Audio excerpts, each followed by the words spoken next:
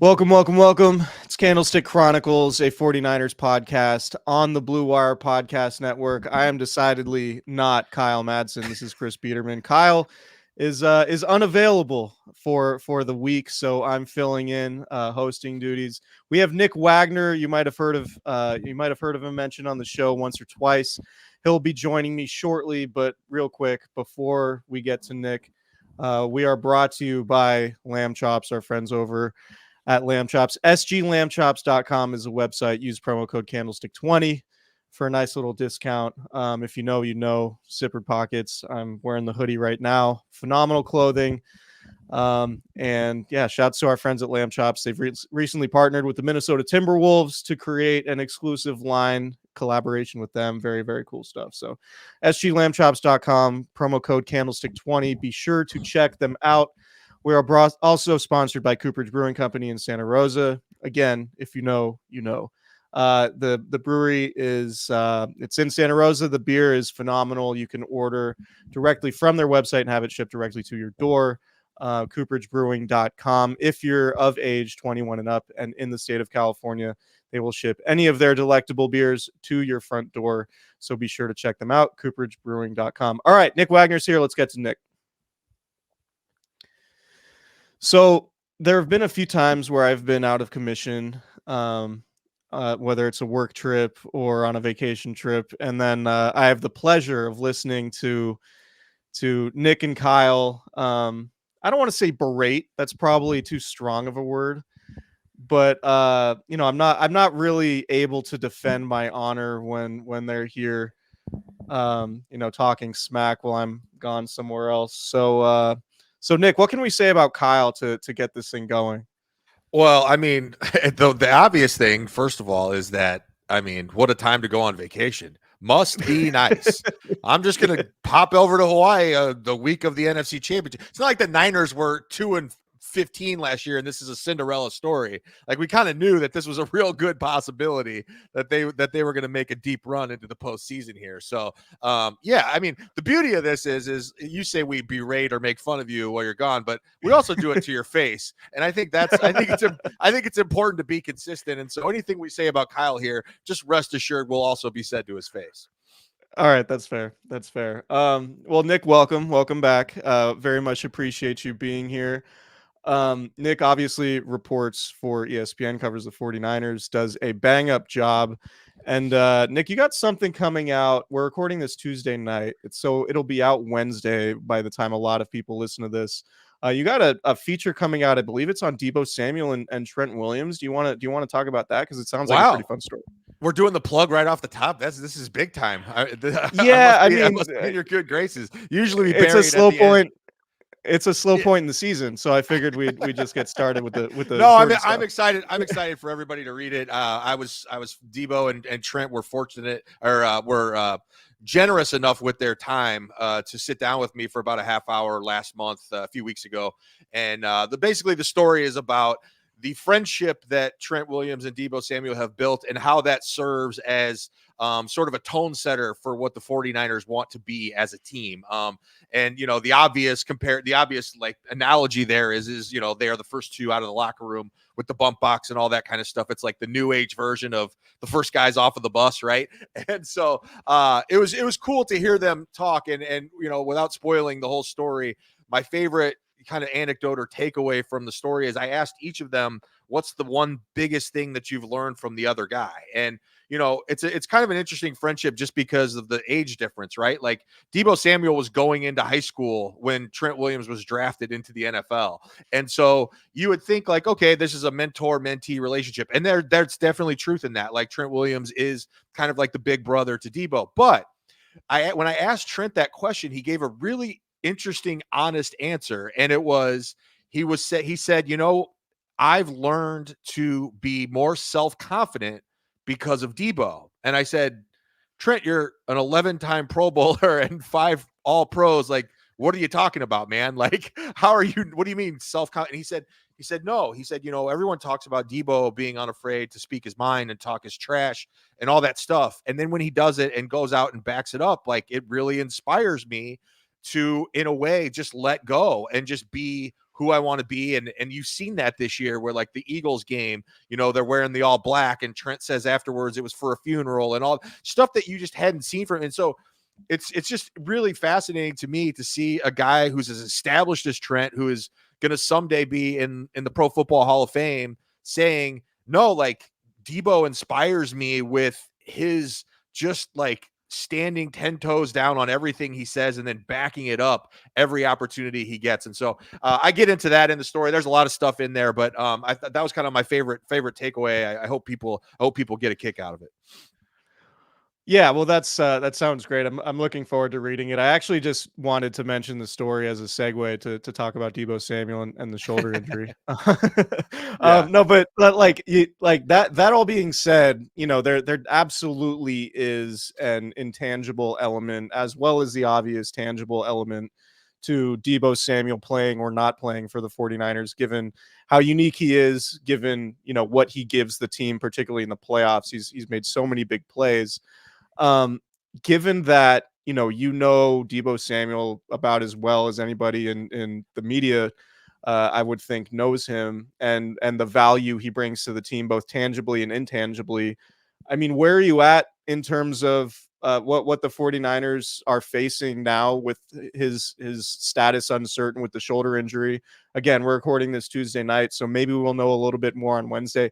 I'd imagine it's going to be a game time decision, so we're not going to have anything definitive all week. But just what's your feel and on Deebo Samuel's impact and overall how it's impacting the 49ers week of prep? Yeah, it's an interesting thing because Deebo, the concern is that he had the same injury this time that he did in Cleveland, and from what I've been told, I talked to Stefania Bell, who's our injury expert, knows way more about this stuff than I do. Just tonight, actually, I talked to her about that injury, and I said, like, what are the concerns if it's not a hairline fracture in the shoulder? What could it be?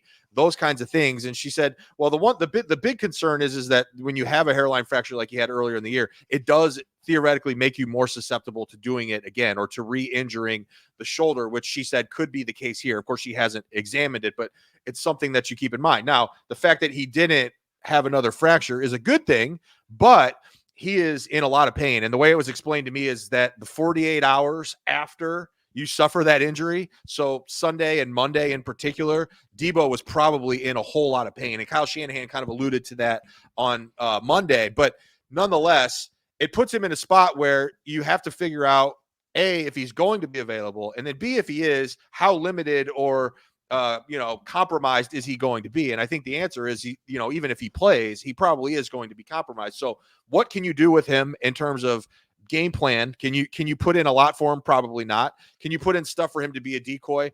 Probably. But at the same time, like Deebo Samuel only knows one speed. Like the beauty of Deebo Samuel is that he plays 1,000 miles an hour all the time. And especially when he has the ball in his hands. And so if you take that away from him, he's not nearly the same guy. You don't want him to not be himself on the field. So my suspicion is that Deebo will probably try to play. I would imagine. I just don't know that they're going to be in a situation where they could say, hey, we're going to have him out there. We're going to use him like we always do. And so my suspicion is that as the week goes on, as they put the game plan in, there will probably be stuff that's in there for Deebo, but it won't be nearly the volume that it normally is. And then they're going to have to kind of try to work around that, whether that's Juwan Jennings or whether that's using Christian McCaffrey in the slot a little more and then getting Elijah Mitchell or Jordan Mason in there at running back. All the different, kind of permutations of how that could play out. I think they're going to have to take a good look at in practice this week. Yeah, so obviously a big part of that discussion regarding Deebo Samuel is the fact that the 49ers lost 3 games that he either left or missed in that stretch in the middle of the season. And, you can look at those games individually. I know in Minnesota, they didn't really have a problem moving the ball against the Vikings. There were some other things that happened in that game that led to that loss. The Cincinnati game where they came back after that Minnesota game on a short week, played Cincinnati coming off a bye. There are probably some other extenuating factors, not just Deebo Samuel not being there. But it does, the numbers are what they are, and the scoring is a lot different. The yardage numbers are a lot different when Deebo Samuel's in and out of the lineup. So what's your feel on just what the 49ers might look like, offense might look like from a pure effectiveness standpoint if Deebo Samuel is not playing and or it's a compromised version of Deebo who's not going to get 12 touches? Yeah, I mean, the thing is with a healthy Deebo, this is a Lions defense that the Niners should be able to shred. I mean, they should be able to put up a lot of points. We've seen teams do that to the Lions a lot this year, particularly their back seven, I think is quite vulnerable. And I watched 4 Lions games the other day. I watched the Bucks game. The thing they did in that Bucks game was, and you heard Derek Barnes say it after the game, the guy who made the game-winning interception, is, we're cramming the seams, cram the seams. We're what linebackers try to do against Shanahan offenses, that's what you have to do. Now, their linebackers, they can say that. It's nice that they want to do that, but you also have to have a certain level of athleticism to do it. And I'm not trying to knock them. I'm just saying they don't have Fred Warner and Dre Greenlaw or Patrick Queen and Roquan Smith. But so I still think that even if the Niners don't have Deebo, or if they have a compromised Deebo, they should be able to put up points. They're just going to have to do it in a little bit different way. And that may mean another big Juwan Jennings game. It may mean Christian McCaffrey doing a little bit more in the passing game, because I think that's an area that they can exploit. I think George Kittle will again be a huge factor in this game, a guy that they're going to want to get the ball to early and often, because I think he will be able to take advantage of some of those matchups, particularly against linebackers, if they can create those opportunities. So all of that is, like, the Lions have a pretty solid run defense. They've been pretty good against the run for most of the year. Aiden Hutchinson is a big problem that they're going to have to figure out a way to deal with, probably sending extra bodies his way. But otherwise, the Lions don't have a lot of guys who necessarily scare you in terms of game-changing type of defenders. So I think the Niners can score. I think if the weather is good, they should be able to score, and they will. It's just, to me, a matter of what happens on the other side of the ball. So we haven't mentioned Brock Purdy yet. Nick, is Brock Purdy the next Tom Brady or complete trash? Go. Yes. No, I mean, I'm yeah. I'm kidding, of course. Well, no, I just ask it in jest like that because I find the conversation around the sports punditry very funny, in that it's the extreme, right? It's either Brock Purdy's great and he's an MVP candidate, which he absolutely was during the regular season, or he's a guy you quote unquote can't win with. Look, I mean, Saturday was what it was. Like, it wasn't a good Brock Purdy game for 95% of it. He played well enough at the end of the game to win it. And you can go through, and I did this today, you can go through, Tom Brady's playoff numbers. He had plenty of playoff games that were bad, even in wins, and even in Super Bowls, his numbers were bad. And he's had, I think it was 22 of his 48 games, he had a lower passer rating in the playoffs than Brock Purdy had on Saturday. And obviously, passer rating is a flawed stat. We know that. But just speaking broadly, one playoff game, has not defined a lot of, one playoff game shouldn't define how we view Brock Purdy. That being said, given the way it went on Saturday, and with the obvious caveat here too, being that there was rain involved, it looked more like a type of performance from Brock Purdy that, those types of performances this season have typically led to losses. And I think it's fair to think that if he plays at that same level Sunday in the NFC Championship game, the 49ers will have a real chance to get upset. I don't know. Just I'm rambling on about Brock Purdy here, and because I want to ask you just where you're at, and whether or not Saturday's game changed your opinion, or whether you think the 49ers. I don't necessarily think like Kyle Shanahan will change his opinion of Brock Purdy, but even you saw, like, there was a point in 2019 when it felt like Kyle Shanahan kind of flipped on Jimmy Garoppolo, just in terms of the play calling and how much he trusted him. When he threw that interception in the second quarter of the Vikings game, right? It was like, all right, we're just going to run the ball until they stop us. And nobody stopped the 49ers until they got to the Super Bowl that year. Do you think Kyle Shanahan is close to that, or do you think that Saturday was more of a blip on the radar in terms of Brock Purdy's production or I guess lack thereof? I don't think you did it on purpose, but you used so many like weather puns in there, like radar and whether or not that they'll do things. No, I don't think so at all. I don't think Kyle Shanahan is remotely fazed by what Brock Purdy did the other night. And in fact, if he was going to be, it would have happened during the game. But they continued, and granted they were behind, but it wasn't like they were trailing by 2 touchdowns. Like, everyone was clamoring for them to run the ball more, right? So, like, I think the opposite happened. In some ways, it was like the ultimate show of trust from Kyle Shanahan with Brock Purdy. So no, I don't think his faith is shaken at all in terms of how he is viewing Brock at this particular time. I do think there's a couple of factors at play. One, the weather, and I don't know why this keeps getting kind of glossed over. Maybe it didn't show up well on TV. It rained pretty darn hard for most of that game. And I'm not trying to make an excuse, but I do think it affected both quarterbacks, actually. I think Jordan Love had a few throws that got away from him because of the rain. And so I do think there is a cause of concern of like, hey, Brock Purdy might not be very good in the rain. So when he does have to play in it, that could be a thing, because we saw some of that in Cleveland this year as well. And it didn't rain nearly as hard in Cleveland as it did the other night here in Santa Clara. So I think that has to be taken into account here. I think the other thing is, and Kyle kind of bristled at the question when I asked him the other night, but how much did the layoff impact Brock Purdy? It's one thing to get the bye. It's another thing to get 2 weeks off and really not play a game for 3 weeks. And that's kind of what happened with Brock. And so, if you go back through the timeline here, the Christmas night game, which he struggled a lot, everyone said, well, how is he going to bounce back from that? Well, he bounced back pretty good. He played fine in Washington. It wasn't his best game, but he was solid. And he didn't play again. So he didn't even get a ton of opportunity to wipe away that Baltimore game. And so I think just getting a chance here to play 2 weeks in a row will be beneficial for Brock. Now, I'll be the first to say I didn't think Brock played well for most of that game the other night. I also think that Brock Purdy, everyone says, or a lot of people say, and I'm one of them, like, how is he going to do when the chips are down, when they're down late in the game and they've got to make a comeback? We haven't really seen him have to do that very often. The same people who say they want to see him do it and then he went out and did it are the same people now who are saying, well, he was really bad in that game. I don't care about the comeback. Well, here's the thing. What do we know about Brock Purdy and these 49ers is if Brock is going to have to engineer a comeback, it almost certainly means that he didn't play that well for the first 3 quarters. Because if he played well the first 3 quarters, we know what happens, right? Blowout. Dog walking, woodshed, whatever cliche you want to use.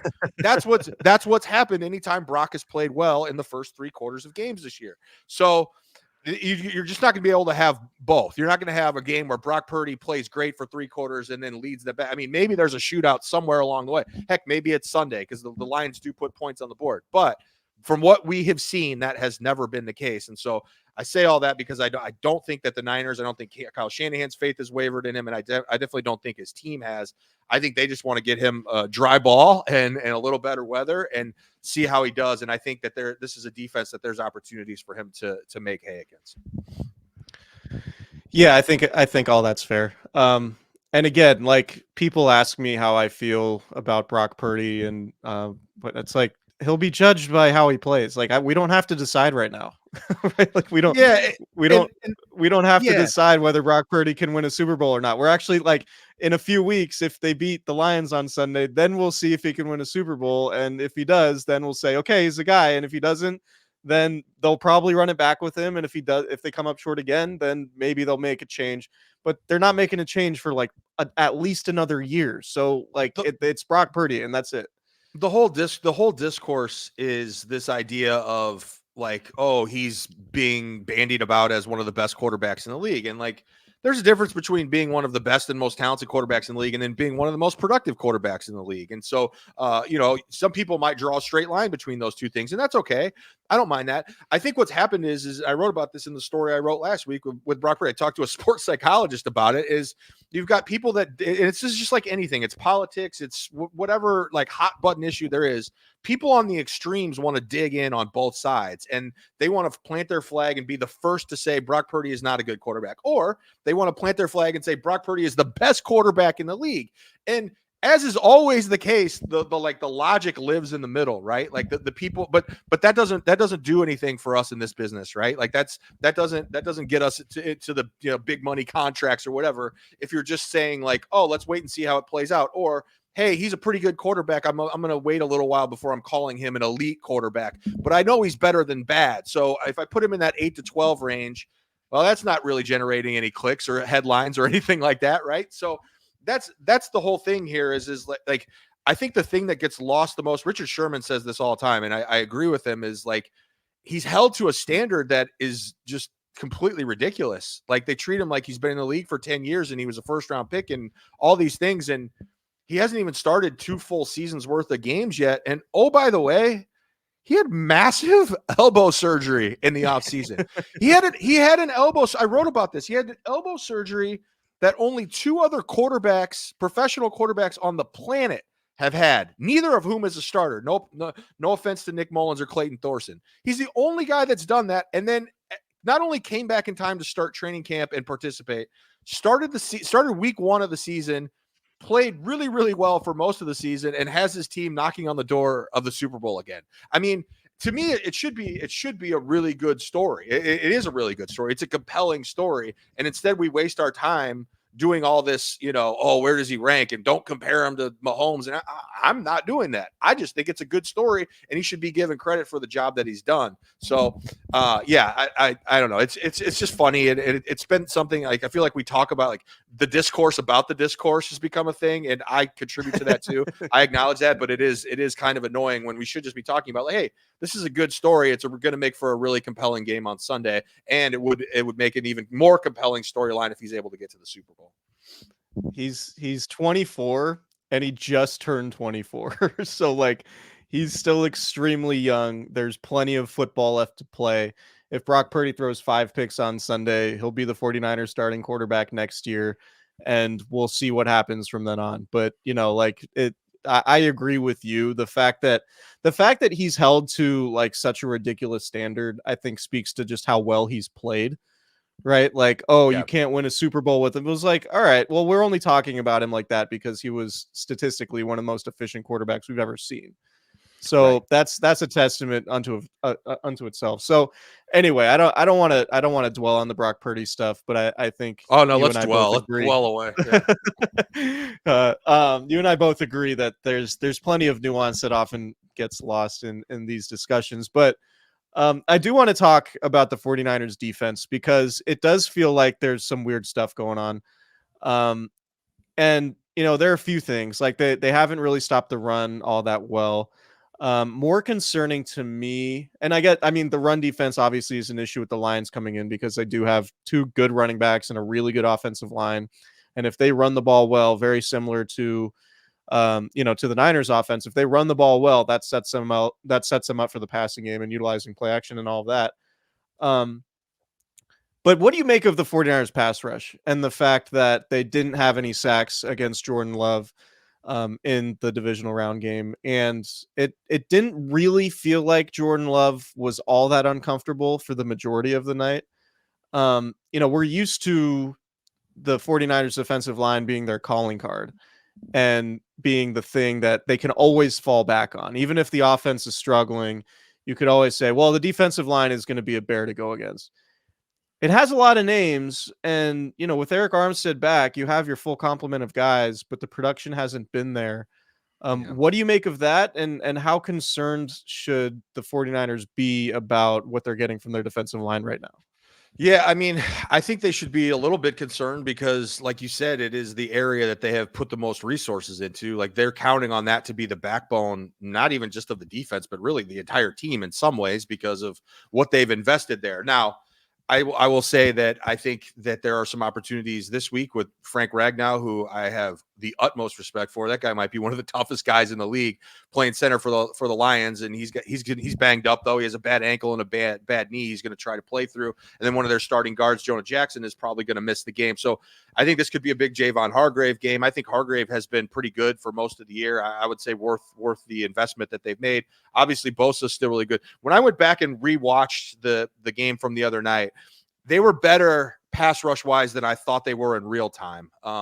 And I know Nick Bosa had 5 quarterback hits, but it seemed like particularly in the second half after the Packers had a couple of injuries on the offensive line, that pass rush got home a little bit and a little bit more. And you could see, even if they weren't getting the sacks, like Jordan Love, if you look at his numbers in the second half, they really dovetailed down. So I think that they were a little bit better than maybe they were at first blush.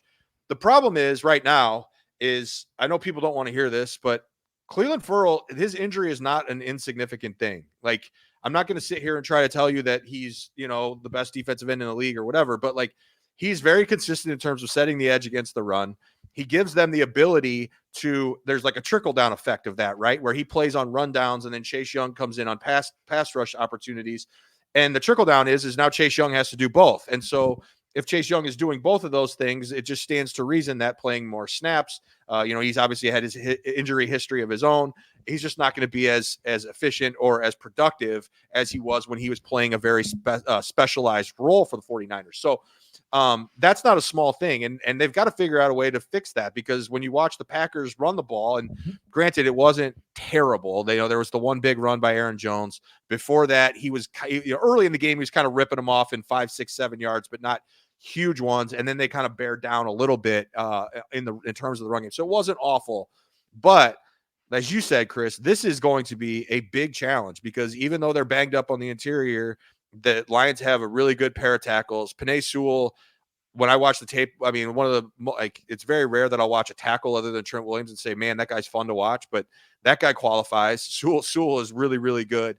So the thing about the Lions is they're not going to stop running the ball. Like they're not going to be that team that if they fall behind by 10 or even 14, that Dan Campbell's going to say, well, got to open it up, Ben. Let Jared cook. Like that's not going to be how they do it, And so they're going to stick to the run, and they're going to be good with it. And they have two good running backs who are kind of different flavors. And so Jahmyr Gibbs, I mean, you talk about juice, man.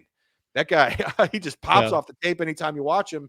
And so I think they've really got their hands full. But yeah, it's a good point, because against this offensive line and this offense in general, just from what they want to be personality wise, this is a huge challenge for the 49ers defensive line. And the amount of money that they have invested in that group, they need them to be at their absolute best in this game, because I think when we saw in 2019, when the Niners went to the Super Bowl, if you remember at the end of that year, they were banged up at the end of the regular season. They got healthy right as the season started, and they just overwhelmed everybody. They overwhelmed the Packers. They overwhelmed the Vikings. Dee Ford was playing.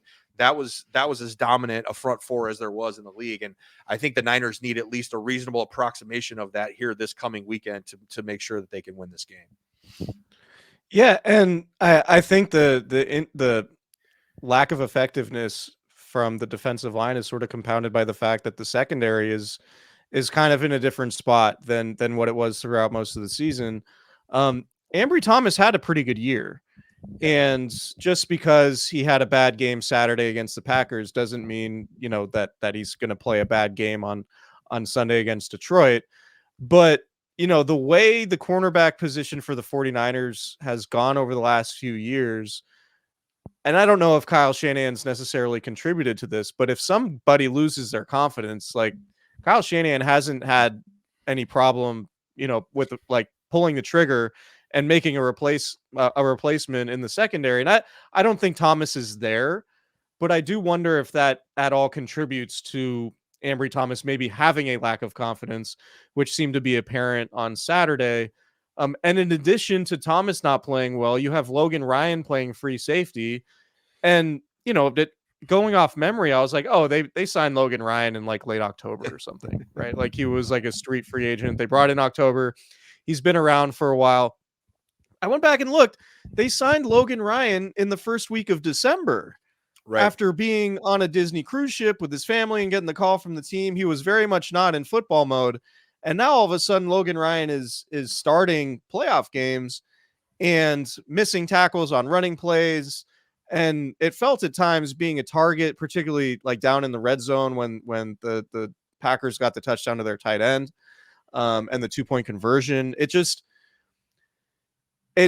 I'm very, very dubious about the 49ers secondary in its current form, but I do think in at least one case, in Logan Ryan's case, you can go back to Jair Brown. And I know Kyle Shanahan said, he didn't want to do that to Jair and put all that pressure on him. It's like, to me, this is what you drafted him for. Like he's a young, talented dude. And yeah, he was a 3rd-round pick, not a 1st-round pick, but like he played meaningful snaps in the regular season. That should be your guy, not Logan Ryan, who you signed in December off a cruise ship.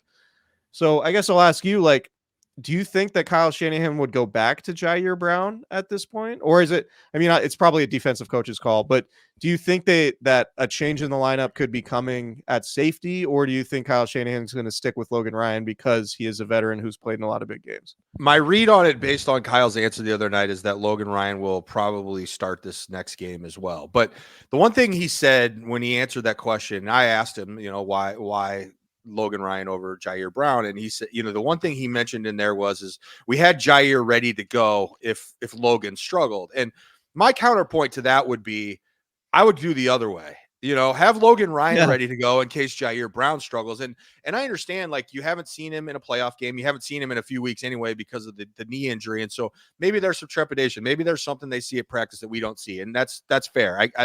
I can recognize that possibility.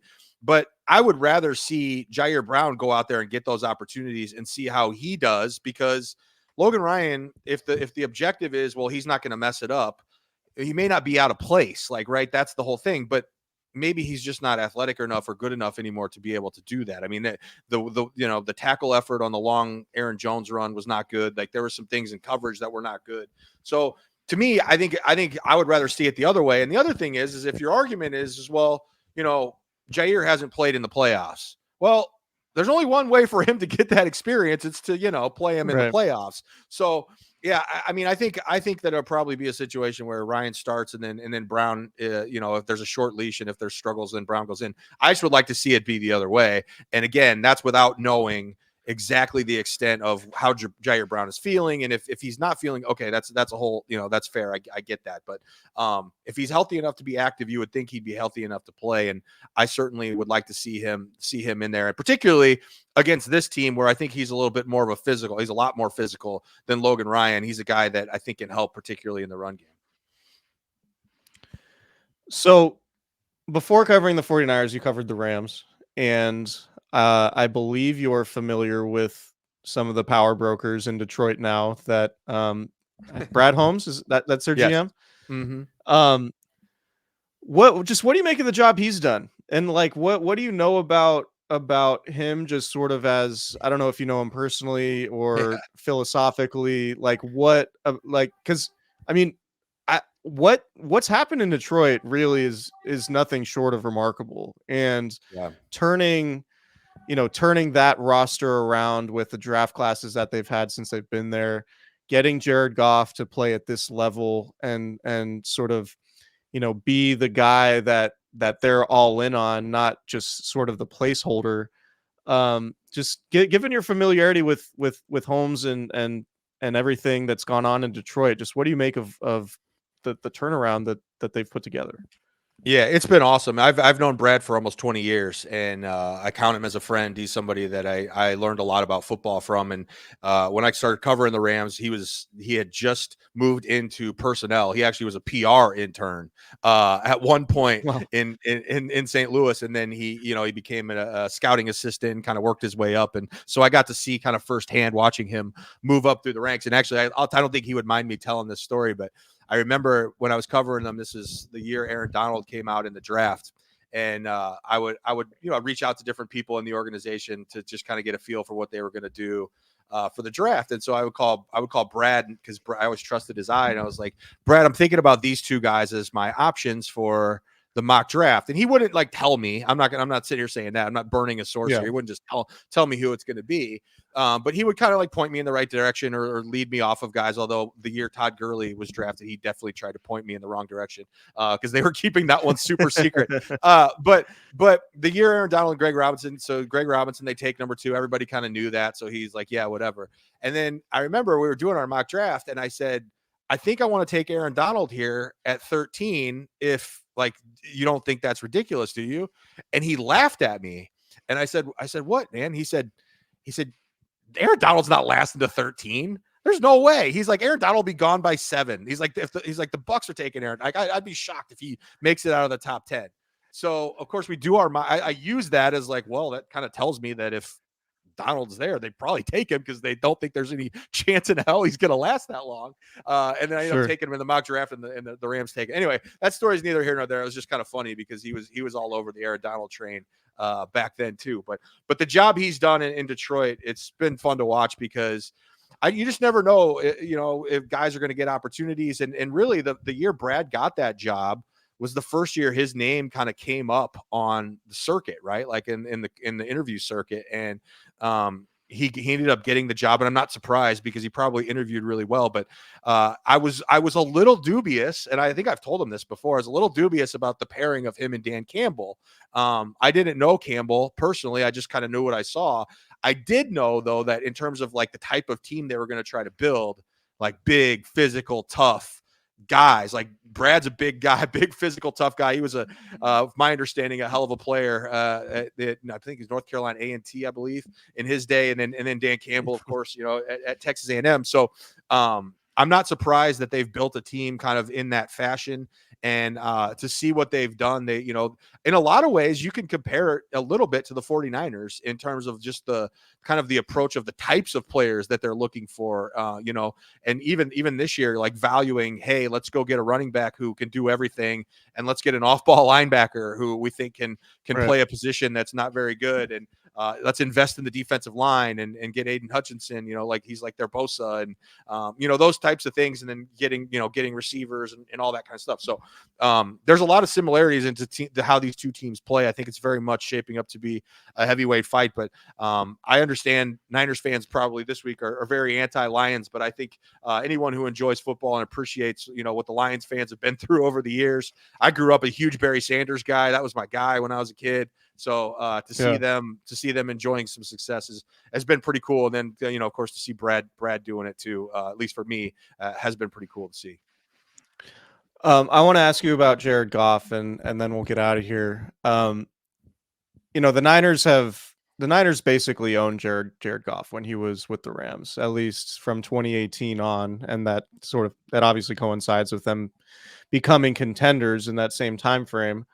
But I think one of the stories with the Lions is Goff's transformation, right? Goff going from being the guy that Sean McVay was willing to move on from to being the guy that beat the Rams, Sean McVay and Matt Stafford in the playoffs. And Goff's been nothing short of excellent in these two playoff games that they've had. But the numbers do say that Goff isn't the same quarterback on the road. And further, he's not the same quarterback outdoors. Now, the weather, last I checked, Santa Clara, probably going to be fine. There might be a little bit of breeze or whatever, but it's not going to be an inclement weather game. But do you think, like, I don't know, do you think that the weather is, or the fact that it's an outdoor game against the Niners defense is going to impact Jared Goff negatively, or is he the type of guy who can overcome the past and play at a really high level despite what's happened with him and the 49ers, specifically while he was with the Rams? Yeah, what's kind of weird about the indoor-outdoor thing is that I didn't watch all of their outdoor games, but I know like the Baltimore game, the weather was fine, right? Like it was outdoors and the weather was fine, and they got dominated in that game, and he was bad. And so in the games I saw, it wasn't like, oh, it was bad weather outdoors. It was like literally just, I mean, you could probably speak to this better than me. Just being outdoors makes a huge difference. So I wonder if, like, if there's just something about like the fast track at Ford Field, right? Like being on that turf, something about the way they're built that allows them to play better in that situation. But I don't know what it is. I mean, maybe he could speak to it, or maybe it is just one of those weird kind of NFL coincidences. But I do think that the good thing for the 49ers is they've gotten their fill of like athletic mobile quarterbacks here over the last month and a half, and Jared Goff does not qualify as that. So I think like having to do some of the like specialized rushes, like the mush rush they did in Philly and stuff like that, they're not going to have to worry about that as much. They are facing a much better offensive line than some of these other teams, but I think it's better if they can just rush like normal, knowing that, hey, if this guy does step up in the pocket, chances are he's not going to take off and run for 30 or 40 yards. So I think that changes the complexity a little bit. I think Jared Goff, he's certainly surrounded by better talent and a really good coach in Ben Johnson, who I think is probably going to get the Washington job here when their season is over in Detroit. I think he's in a much better situation than he was maybe the last couple of times that the Rams played at Levi's. But we also can't sit here and say he never was in a good situation with the Rams. He was still coached by Sean McVay. He still had Cooper Kupp. He still had a lot of guys who are really good players in their times here, and he just hasn't played well against against the Niners. And so I think a lot of what this game comes down to me, that's kind of like the story of this game is that you've got two teams that run very similar offenses. Ben Johnson is running a variation of the Shanahan scheme, and they have to try to defend each other. And so theoretically, they should have an inherent advantage because they both run the same offenses. So they see it all the time. The question then becomes who has the personnel to better stop the other team's personnel. This is groundbreaking stuff, I realize. But my point is, my point is though, that when I look at things like how are you up the middle? How are you at off-ball linebacker? How are you at safety? Those are the things that I think are big differences where I certainly trust Fred Warner and Dre Greenlaw. Again, no offense to the Lions off-ball linebackers, Alex Anzalone and those guys, but like catching all sorts of strays tonight. Yeah. But they're not Fred Warner and Dre Greenlaw. I mean, I don't think anyone would disagree with that. And so that to me is where this game, other than up front, obviously, where this game could be won is who can better defend, how are your hook players, right? Like who's defending the middle, who's defending the middle of the field a little bit better than the other side, because I think that's where both teams can have some success, or at least they're both designed to have success, but not maybe both of them probably won't. Well, that's all I got. Very much appreciate your time and your work, given how often we reference it on the show. So yeah, man. That's all really good stuff. It's going to be a really fun game, I think. One thing I really like about the championship round in particular, like to me, like there's no better atmosphere in the NFL than a championship game in either conference, because the Super Bowl is kind of neutered by being in a neutral site. Yeah, so that like it's gonna be electric. But I also think in the championship round, it feels like the right four teams are competing for the Super Bowl, right? Niners, Lions, and then Chiefs, Ravens. I don't know. It just feels like it's the right four teams. So any combination of those four feels like there's gonna be a worthy Super Bowl winner coming from it. It doesn't feel like there's some like fluky team that you kind of wish wasn't there. No, I agree with that, and definitely, and it feels like since they've gone to the 7-team format on each side, it's become a little bit more chalky, right? Like the one seeds are always pretty much doing well, and then you might get a stray 3 seed in there, but you're rarely kind of seeing the upset teams that you used to see as much making runs, like the Giants and was that 2011, I think, and so you're not seeing that as much. But yeah, these are good teams. I mean, I would say all year it felt like the Niners, obviously, and the Ravens were kind of top of the heap in their conferences. But, we talked about all the time in the group chat, like we can't rule out the Chiefs. Like they're probably going to be there at the end. Any team that has Patrick Mahomes, it's kind of, I mean, it's cliche, but it's dumb to rule them out.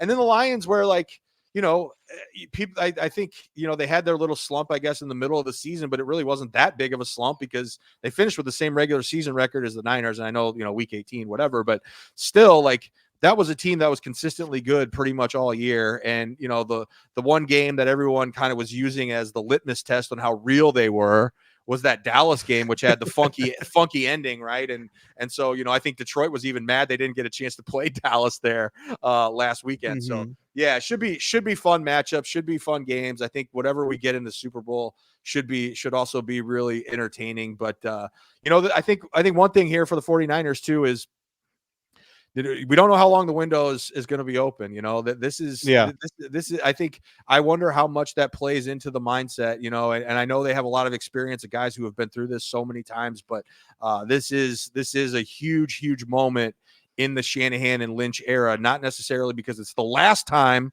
We don't know if it's going to be the last time they get this close, but it is so damn hard to climb the mountain and get back to this point. You heard guys talking about it last week. Thankful just to be in the playoffs again. And now they're back at the same spot they were last year, and things that were out of their control happened last year that kept them from doing it. So they hopefully we don't get anything like that this week on either side. We just let these teams play, and the best team moves on. But yeah, it should be a lot of fun. Yeah, that's why I'm not picking against the Niners, because they know that this is probably their. I mean, I don't want to say it's their last opportunity, but they're definitely in the back nine of this particular run. Whereas the Lions were sort of in the same spot that the Niners were back in 2019, and they have a lot of learning ahead of them and a lot of experiencing ahead of them, while the Niners clearly have an experience advantage and have the scar tissue from those losses that they're using as motivation for for Sunday and potentially beyond. Nick, thank you so much for hanging, and hopefully, I mean, I don't, hopefully Kyle's enjoying himself. Again, hell of a time for a vacation, NFC Championship game week, but See, it's some everybody, much needed time off. I can when say, dealing with me and everything else he does in life, and dealing with us in the group chat, he definitely could use some time off. see when you're gone, me and Kyle spend the last 15 minutes of the show talking about Home Alone, and then when Kyle's gone, we end up just talking football nonstop. So I let people decide on what they want to listen to the back part of the pod here without Kyle. Yeah, I mean, maybe we can talk about like our favorite Jay-Z albums, or I don't know, golf courses, something like that. But no, I don't know. No, we'll get out of here. Go ahead. Kyle's staying next to a really good one this week, actually. So good for him. Must be Yeah, nice. and of course he's not going to play, or if he did, he'd bang in a 9-iron from 180 yards off the skull. But shout out to our guy Kyle. Hope him and Heather are having a good time. Nick, enjoy Sunday. We'll talk to you very soon, and thanks for hopping on. Keep up the great work. See you, bud.